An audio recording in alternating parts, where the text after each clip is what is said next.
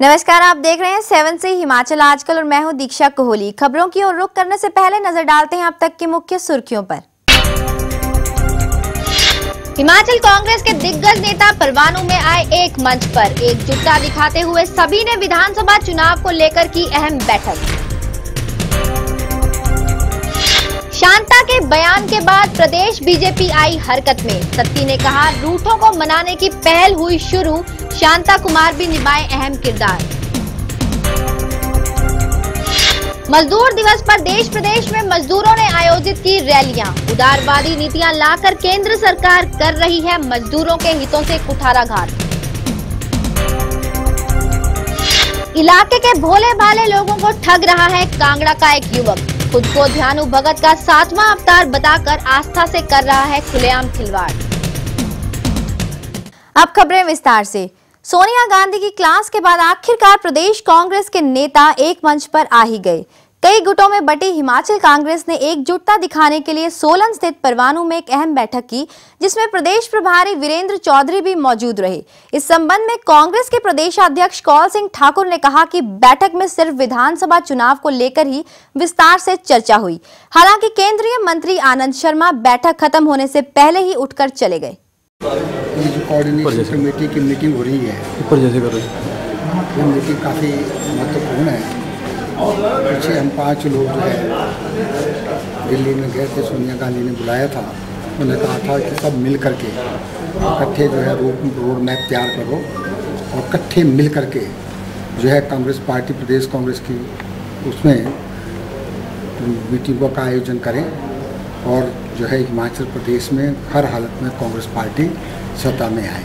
अच्छा sir, assembly election के अलावा क्या जो एमसी इलेक्शन नहीं, एमसी इलेक्शन का इस मीटिंग के साथ कोई संबंध नहीं है। हाँ, ये जो है समन्वय कमेटी की मीटिंग है, जिसमें हम 15 आदमी मीटिंग में भाग लेंगे और जो है रोड मैप तैयार करेंगे, प्लान तैयार करेंगे, स्ट्रेटजी तैयार करेंगे, किस तरह से हमने जो है असेंबली का चुनाव जीतना है। सर, कहीं ना कहीं ये भी है कि जिस तरह पंजाब के इलेक्शन में जो अपने जो गुटबाजी के कारण जो कांग्रेस को हार का सामना करना पड़ा, इस तरह कहीं हिमाचल में ना हो पाए। नहीं, यहाँ कोई गुटबाजी नहीं है। यहाँ कांग्रेस पार्टी यूनाइटेड है, एक मजबूती के साथ भारतीय जनता पार्टी का मुकाबला करेंगे। और बीजेपी के राष्ट्रीय उपाध्यक्ष व पूर्व मंत्री शांता कुमार के पुराने साथियों की तरफ से पार्टी छोड़ने पर दिए बयान के बाद अब प्रदेश बीजेपी पूरी तरह हरकत में आ गई है। शिमला में प्रदेश बीजेपी अध्यक्ष सतपाल सत्ती ने कहा कि पार्टी ने रूठों को मनाने की पहल शुरू कर दी है और इस काम में शांता कुमार जैसे वरिष्ठ नेता अपना अहम किरदार अदा करें। पूर्व मुख्यमंत्री और बीजेपी के राष्ट्रीय उपाध्यक्ष शांता कुमार की तरफ से धर्मशाला में दिए गए बयान पर पार्टी के प्रदेश अध्यक्ष सतपाल सत्ती ने कहा कि पार्टी ने किसी को नहीं निकाला, बीजेपी से बाहर वो खुद गए हैं। रूठों को मनाने की बात चल रही है और पार्टी के वरिष्ठ नेता इसमें अपनी अहम भूमिका अदा करें। सत्ती ने साफ शब्दों में कहा कि पार्टी छोड़कर जाने वाले अगर वापस आना चाहते हैं तो उनका स्वागत है, नहीं तो बीजेपी अपनी राह चल दी जाएगी। शांता जी ठीक बोल रहे हैं, क्योंकि हमने जो गए हैं वो स्वयं पार्टी छोड़ करके गए हैं, किसी को पार्टी से हमने निकाला। और उसके साथ साथ जो रूठे हुए हैं उनको मनाने की जिम्मेवारी वरिष्ठ नेताओं की है, वो उसमें भूमिका अदा करें। और किसी को भी आने में कोई दिक्कत नहीं है, कोई भी व्यक्ति पार्टी में आ सकता है। और कई एंगल से हमने काम शुरू भी किया है उसमें, और बाकी जो वरिष्ठ नेता हैं ये लोग भी कोशिश कर रहे हैं और हमारी कोशिश है कि लोग आ जाए। नहीं आएंगे तो पार्टी तो अपनी राह के ऊपर चलेगी। दरअसल गत दिन धर्मशाला में शांता कुमार ने मीडिया से बात करते हुए कहा था कि पार्टी के कई बड़े और पुराने चेहरे धीरे धीरे बीजेपी को छोड़कर चले गए हैं, जिससे मिशन रिपीट का सपना धूमर सरकार के लिए मुश्किल साबित होने वाला है। शांता कुमार के इस बयान के बाद भाजपा में मचे घमासान को कम करने और रूठों को मनाने की कोशिशें तेज हो गई है। भूपेंद्र चौहान, शिमला, 7 सी हिमाचल आजकल। डलहौजी में सैनिकों व भूतपूर्व सैनिकों को आ रही विभिन्न समस्याओं को लेकर डलहौजी में सेना व प्रशासनिक अधिकारियों की एक उच्च स्तरीय बैठक आयोजित हुई। बैठक में जवानों के लिए आवास योजना के लिए जमीन व कांगड़ा में सेना के लिए भूमि उपलब्ध करवाने को लेकर विचार किया गया। कांगड़ा व चंबा जिलों के सैनिकों व भूतपूर्व सैनिकों को दरपेश आ रही दिक्कतों के साथ जमीन उपलब्ध करने जैसे कई मुद्दों को लेकर यहां पर सेना व प्रशासनिक अधिकारियों की एक उच्च स्तरीय बैठक आयोजित हुई। इस बैठक में चंबा में जय जवान आवास योजना के लिए जमीन व कांगड़ा के गोपालपुर व यौल कैंट में सेना के लिए जमीन उपलब्ध करवाने और चमेरा जल योजना से सेना को पेयजल आपूर्ति करने जैसे मसलों पर विचार विमर्श किया गया। इस बैठक के बारे में सेना की तरफ से ब्रिगेडियर आर.के. रैना और प्रशासन की तरफ से मंडल आयुक्त संजय गुप्ता ने बैठक की अध्यक्षता की। इसकी सिविल मिलिट्री लाइजन मीटिंग हुई। इसमें कांगड़ा डिस्ट्रिक्ट और चंबा डिस्ट्रिक्ट के डिप्टी कमिश्नर और आर्मी के ऑफिसर्स थे। इसमें आर्मी की जो प्रॉब्लम्स थी दो डिस्ट्रिक्ट से रिलेटेड, या जो लैंड से पर्टेनिंग करती थी और बाकी जो सिविल एडमिनिस्ट्रेशन से रिलेटेड थी उनको सॉर्ट आउट करने का प्रयास किया गया और ज़्यादातर समस्याओं का मौके पर ही निपटारा कर लिया गया डिप्टी कमिश्नर्स की सहायता से। आज आपने देखा कि काफ़ी अच्छी कॉन्फ्रेंस रही हमारी और सिविल एडमिनिस्ट्रेशन के बीच में, और जो भी प्रॉब्लम इशूज़ थे लैंड के बारे में था, DCHS पॉलीक्लिनिक्स है, एक्सर्विसमेंट की इशूज़ है, सारे अच्छी तरह से रिजॉल्व हुए और ऑन द स्पॉट डिसीजन। ये सबसे बढ़िया रहा आज, और हमें उम्मीद है ऐसी मीटिंग्स और करते रहेंगे ताकि जो एक्सर्विसमेंट की प्रॉब्लम उनको अच्छी तरह से ध्यान रख सकें। बैठक में चंबा और कांगड़ा जिलों के डिप्टी कमिश्नरों ने भी भाग लिया। इस महत्वपूर्ण बैठक में बहुत सी समस्याओं को मौके पर निपटाया गया और बाकी मुद्दों को सरकार के सामने रखकर जल्द ही सुलझाने का आश्वासन स्थानीय प्रशासन ने सेना को दिया। बॉबी सिंह, डलहौजी, 7C हिमाचल आजकल। हिमाचल लोकहित पार्टी ने एक बार फिर बीजेपी पर निशाना साधते हुए कहा है कि जिन लोगों ने पार्टी को खून पसीने से खड़ा किया उन लोगों की अनदेखी भाजपा में हुई है और शांता कुमार के आए ताजे बयान से ये बात साफ हो गई है। बिलासपुर में हिलोपा के प्रदेश उपाध्यक्ष के.डी. धर्मानी ने कहा कि कांग्रेस सही से विपक्ष की भूमिका नहीं निभा पा रही। हिलोपा के उपाध्यक्ष के.डी. धर्मानी ने कहा है कि प्रदेश बीजेपी में ईमानदार व कर्मठ लोगों की पूरी तरह से अनदेखी की जा रही है। इसी के कारण भाजपा का डिवीजन हुआ और बहुत सारे पुराने लोगों को इसे छोड़कर हिमाचल लोकहित पार्टी का गठन करना पड़ा। धर्मानी ने कहा कि शांता कुमार के धर्मशाला में दिए बयान से साबित होता है कि जिन्होंने खून पसीने से भाजपा को खड़ा किया आज उन्हें ही बाहर का रास्ता दिखा दिया। बीजेपी में उन लोगों की अनदेखी हुई जिन्होंने अपने खून पसीने से भाजपा को खड़ा किया, जिनमें महेश्वर सिंह जी, महेंद्र नाथ सोफत जी, श्यामा शर्मा जी और राधारमण शास्त्री थे, और जिन्होंने इमरजेंसी में जेलें भी काटी। उनकी अनदेखी हुई और स्वयं शांता कुमार जी ने कहा कि उनकी कोई नहीं सुन रहा है। इससे साबित होता है कि हिमाचल में लोकहित पार्टी का जो गठन हुआ भाजपा के डिवीजन के बाद हुआ। भाजपा डिवाइड हुई, जो असली लोग थे जिन्होंने अपने खून पसीने से बीजेपी को खड़ा किया, आज वो हिमाचल लोकहित पार्टी के संस्थापक हैं। कांग्रेस पर निशाना साधते हुए धर्मानी ने कहा कि वर्तमान दौरे में कांग्रेस और बीजेपी के बीच मैच फिक्सिंग का खेल चल रहा है और कांग्रेस सही से विपक्ष की भूमिका नहीं निभा पा रही। हिमाचल में कांग्रेस और बीजेपी में मैच फिक्सिंग हो रही है।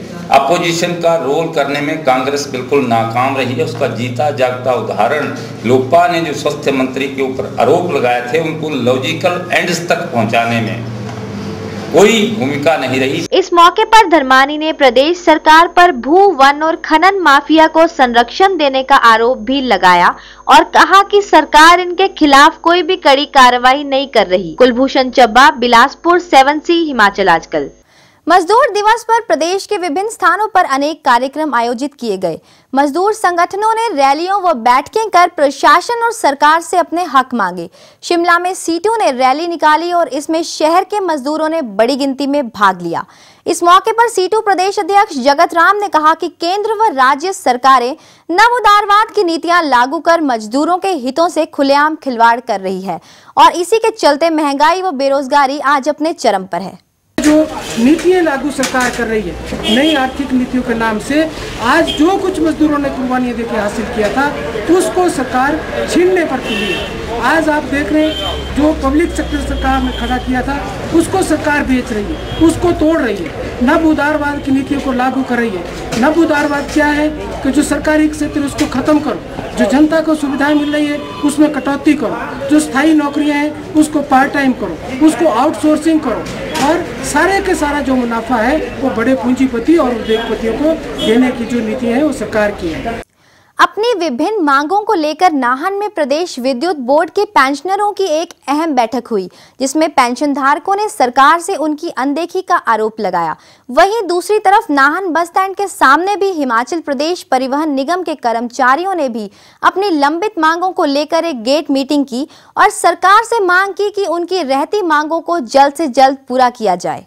प्रदेश विद्युत बोर्ड के पेंशनरों की एक बैठक शहर में हुई, जिसकी अध्यक्षता विद्युत बोर्ड पेंशनर एसोसिएशन की नाहन इकाई के अध्यक्ष याकूब बैग ने की। उन्होंने कहा कि सरकार उनके साथ सौतेला व्यवहार कर रही है और जब से बिजली बोर्ड का विघटन हुआ है तब से तो उनकी दिक्कतें काफी बढ़ गई हैं। समय पर पेंशन नहीं मिलती और ना ही मेडिकल बिलों का भुगतान होता है। उन्होंने बताया कि उनके बनते बकाया एरियर को भी देने से कंपनी ने मना कर दिया है। इलेक्ट्रिसिटी बोर्ड के जब से ट्राइफरकेशन हुई है, तीन कंपनियां बनी हैं, तब से पेंशनर्स के क्लेम्स वगैरह के अदा करने में काफ़ी परेशानियां आ रही हैं, दिक्कतें हो रही हैं। उनको पेंशन टाइम पे नहीं मिलती, मेडिकल क्लेम्स टाइम पे नहीं मिलते, जो पे उनकी रिवाइज़ हुई है बहुतों की, वो अभी तक पे रिवाइज नहीं की और उसका जो एरियर है वो पेंडिंग रखा हुआ है, उसकी पेमेंट नहीं हो रही है। इसी तरीके से जो ऑलरेडी पेंशनर्स थे उनकी पेंशन रिवाइज हुई, उसका अभी तक एरियर नहीं मिला। तो ये कुछ मुद्दे हैं, मेडिकल क्लेम्स भी टाइम पे नहीं मिलते, उसके लिए भी जद्दोजहद करनी पड़ती है। वहीं दूसरी तरफ हिमाचल प्रदेश परिवहन निगम के कर्मचारियों ने भी नाहन बस स्टैंड में गेट मीटिंग की और सरकार से उनकी रहती मांगों को जल्द मानने की अपील की। इस बैठक के संबंध में कर्मचारी यूनियन के अध्यक्ष सुखराम ठाकुर ने कहा कि इस बैठक में परिवहन को रोडवेज में बदलना, स्टाफ की 8 घंटे की ड्यूटी सुनिश्चित करना, 8 की जगह 3 साल में कर्मचारियों को पक्का करना और बढ़े हुए वेतनमान जल्द से लागू करना शामिल है।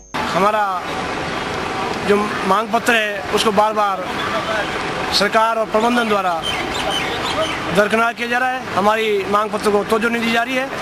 परिवहन निगम को रोडवेज बनाना सबसे पहली मांग, और अनुबंध पर जो कर्मचारी है हमारे, उनका 8 साल की बजाय 3 साल में पक्का होना चाहिए जैसे और विभागों में है। और जो भी हमारे नए पे स्केल की सरकार के पास और प्रबंधन के पास देनदारी है उसको तुरंत जारी किया जाए। स्टाफ की भारी कमी चल रही है, एक चालक प्रचालक को 8 घंटे के बजाय 18-20 घंटे ड्यूटी देनी पड़ रही है। Bureau report, Nahan, 7C Himachal आजकल। खबरों का सिलसिला जारी है। फिलहाल वक्त हो चला है एक छोटे से ब्रेक का। ब्रेक के बाद आपको दिखाएंगे कि किस तरह कांगड़ा में एक ढोंगी बाबा भोले भाले लोगों को अपने पीछे लगाकर ध्यानु भक्त के 7वें अवतार का कर रहा है दावा। आप बने रहिए 7C हिमाचल आजकल के साथ।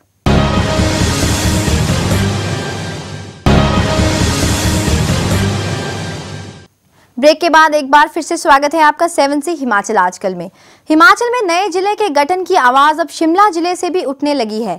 रोहड़ू के विधायक खुशीराम बालनाटा ने कहा कि अगर जिलों का गठन होता है तो रोहड़ू को नया जिला बनाया जाए। इस दौरान उन्होंने 35 लाख रुपए की लागत से बनने वाले आयुर्वेदिक चिकित्सालय का शिलान्यास किया और कहा कि सरकार स्वास्थ्य केंद्र में बेहतर सेवाएं उपलब्ध करवा रही है। लोगों को लगता था कि आयुर्वेद का इलाज तो क्या है, लंबा इलाज है, परहेज करना पड़ता है, और कभी कभी तो दूसरी पैथीज इतनी हावी हो गई थी आयुर्वेद पर कि लोगों को लगता है ये भी कोई पैथी है, ये भी कोई इलाज है। लेकिन सारे देश में आज जिस तरह से सारी दुनिया के अंदर, अगर सर्जिकल एस्पेक्ट को मैं छोड़ दूं, उसके अतिरिक्त जितना आयुर्वेद ने आज सारे देश और दुनिया में स्थान बनाया अपने लिए, किसी और पैथी ने स्थान नहीं बनाया। राजधानी शिमला के स्मोक फ्री घोषित होने से उत्साहित Himachal Pradesh voluntary health association ने अब पूरे प्रदेश को धूम्रपान मुक्त कराने की मांग की है।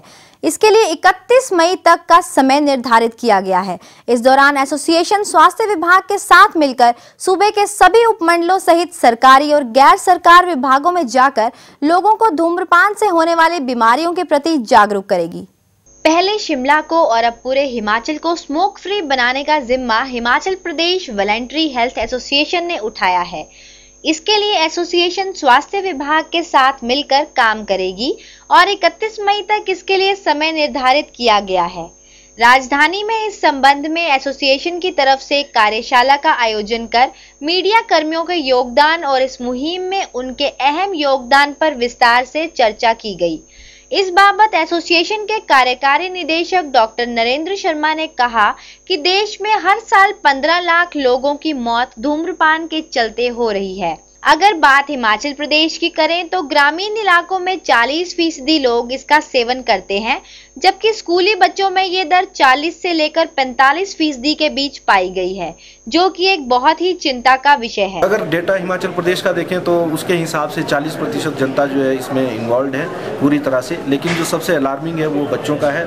बच्चे बहुत ज़्यादा इसमें इन्वॉल्व हैं, जो कि 40 से 45% के आसपास है। और मैंने आपसे शेयर किया ही है कि सबसे ज़्यादा नुकसान जो है वो बच्चों को इससे हो रहा है, क्योंकि बच्चा जैसे इसको शुरू करता है वो धीरे धीरे एडिक्शन का रूप ले लेता है और बाद में जो वो एक तरह से परमानेंट स्मोकर्स बन जाते हैं और उनकी प्रोडक्टिविटी भी अपने आप में खत्म हो जाती है। उन्होंने कहा कि स्वास्थ्य, शिक्षा और ग्रामीण विकास विभाग देहाती लोगों को जागरूक करने में उतना सफल नहीं हो सका जितना कि उसे होना चाहिए। हालांकि शहरी क्षेत्रों में लोग जरूर इसके प्रति सुचेत हुए हैं। जो एजुकेशन और अवेयरनेस जो गांव-गांव तक जानी चाहिए थी वो नहीं पहुंच पा रही है, जो विभिन्न विभागों के माध्यम से जानी चाहिए थी, खासकर स्वास्थ्य विभाग के माध्यम से जानी चाहिए थी या शिक्षा विभाग के माध्यम से जानी चाहिए थी या रूरल डेवलपमेंट के माध्यम से जानी चाहिए थी, वो इतनी तेजी से नहीं वहाँ तक पहुँच पा रही है। ये सबसे बड़ा है। और जहाँ तक एनफोर्समेंट की बात है तो एनफोर्समेंट सिटीज़ लेवल पर हो रहा है, डिस्ट्रिक्ट हेडक्वार्टर लेवल पर हो रहा है, लेकिन ब्लॉक लेवल पर और नीचे के स्तर पर जो हमारे बड़े ग्राम पंचायत हैं या जो समितिज हैं उनके स्तर पर अभी तक इतनी तरह से नहीं हो रहा है। वो एक सबसे बड़ा चैलेंज है। पहले शिमला और अब पूरे हिमाचल प्रदेश को स्मोक फ्री घोषित करने के प्रयास को करके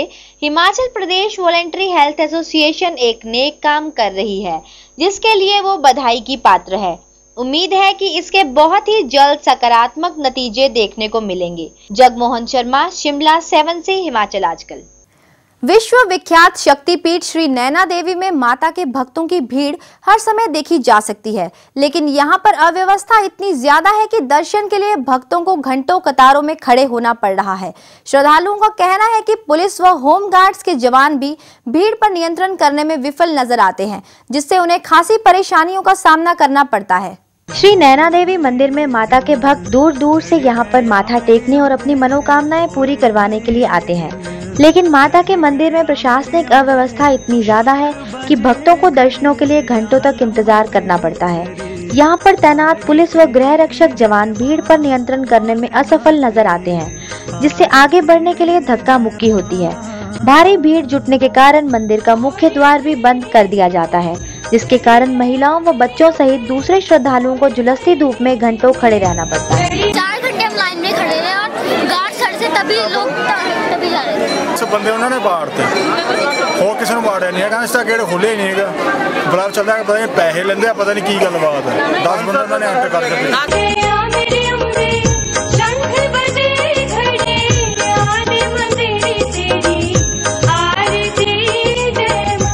विश्व विख्यात शक्तिपीठ श्री नैना देवी मंदिर में हर साल लाखों भक्त आते हैं और सरकार की तरफ से भी पुख्ता व्यवस्था की गई है, लेकिन मौजूदा स्थिति को देखकर ऐसा लगता है कि इनको अमली जामा पहनाने में कहीं न कहीं दिक्कत पेश आ रही है।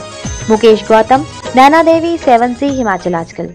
निर्मल बाबा का मामला अभी शांत नहीं हुआ कि देवभूमि में भी ऐसा ही चमत्कार करने का दावा करने वाला एक ढोंगी बाबा इन दिनों कांगड़ा की वादियों में चर्चा का विषय बना हुआ है।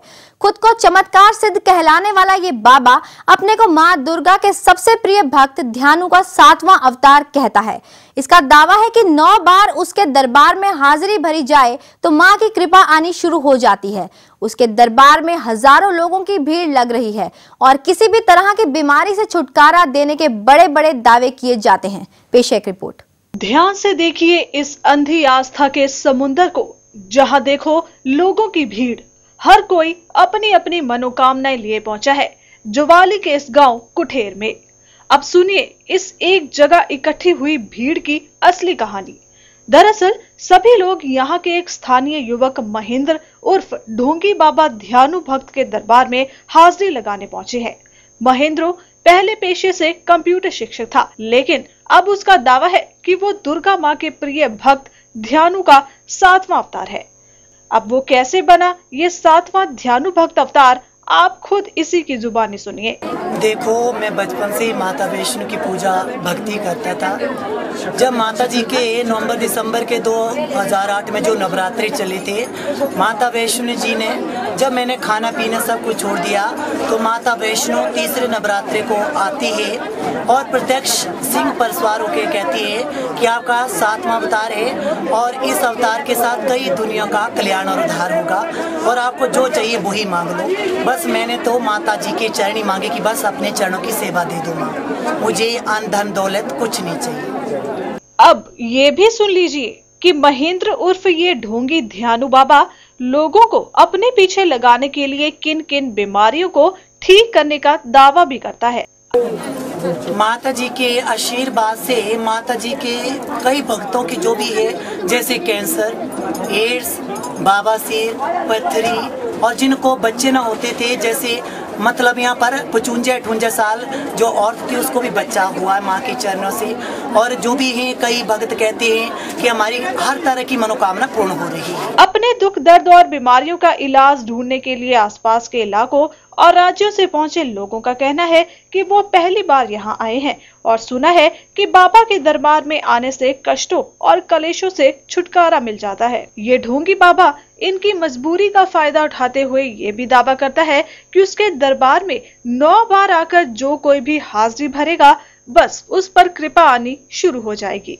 हम धर्मशाला से आए और फर्स्ट टाइम आए हैं, तो सुबह पढ़ाई चले थे बस से अभी तक बैठे सुबह के। मेरे घुटनों में दर्द है जी, घुटनों में बहुत प्रॉब्लम है। अच्छा।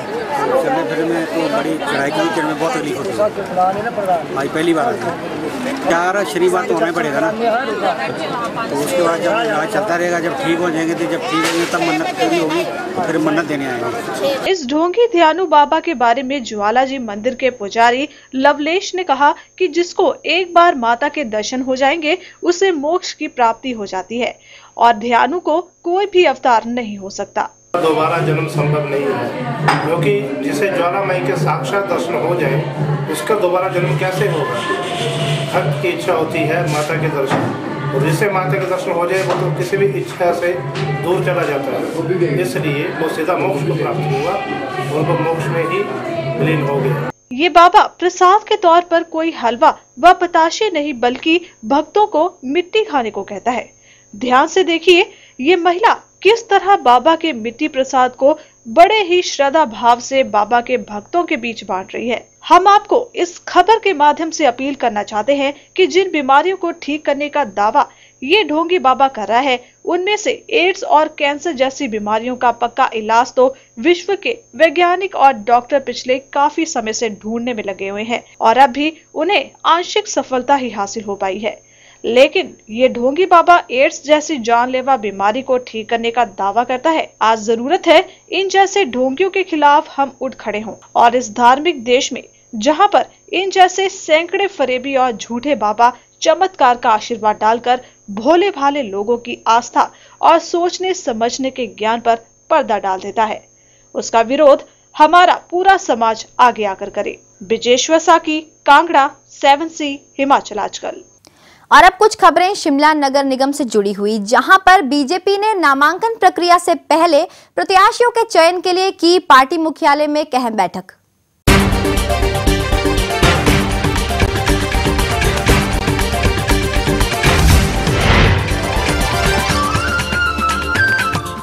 शिमला नगर निगम चुनाव में भारतीय जनता पार्टी किसी भी बाहरी व्यक्ति विशेष को अपना प्रत्याशी नहीं बनाएगी, ये कहना है पार्टी के प्रदेश अध्यक्ष सतपाल सत्ती का। उन्होंने कहा कि भाजपा मेयर व डिप्टी मेयर पद पर केवल पार्टी के कर्मठ कार्यकर्ताओं को ही चुनावी मैदान में उतारने की तैयारी कर रही है। भारतीय जनता पार्टी के प्रदेश कार्यालय दीप कमल में इन दिनों खासी चहल पहल और गहमा गहमी देखी जा सकती है। निगम चुनाव की टिकट लेने के लिए कई दावेदार यहां पहुंचकर सतपाल सत्ती से मिल रहे हैं, लेकिन पार्टी ने साफ कर दिया है कि जो कोई भी विचारधारा से जुड़ा हुआ हो, प्रमुख कार्यकर्ता हो और जो सीट निकालने की क्षमता रखता हो, उसे ही पार्टी अपना प्रत्याशी बनाएगी। पार्टी का प्रमुख कार्यकर्ता होगा, पार्टी के आइडियोलॉजी से जुड़े हुए लोग होंगे और पार्टी का जिन्होंने लंबे समय तक काम किया है, प्रत्यक्ष अप्रत्यक्ष, बीजेपी में हो सकते हैं, हमारे सांघिक संगठन है जो हमारी विचारधारा से जुड़े हैं उनमें से हो सकते हैं, बाहर से कोई व्यक्ति हम नहीं है। दरअसल निगम के सभी 25 वार्डों से पार्षद पद के लिए बहुत सारे कार्यकर्ता अपनी अपनी दावेदारी जता रहे हैं, लेकिन भाजपा चाहती है कि साफ स्वच्छ छवि वाले को ही टिकट देकर विधानसभा से पहले निगम पर बीजेपी का झंडा फहराया जाए और इन दिनों सारी कवायद इसी को लेकर चल रही है। Bureau report Shimla, 7C Himachal आजकल।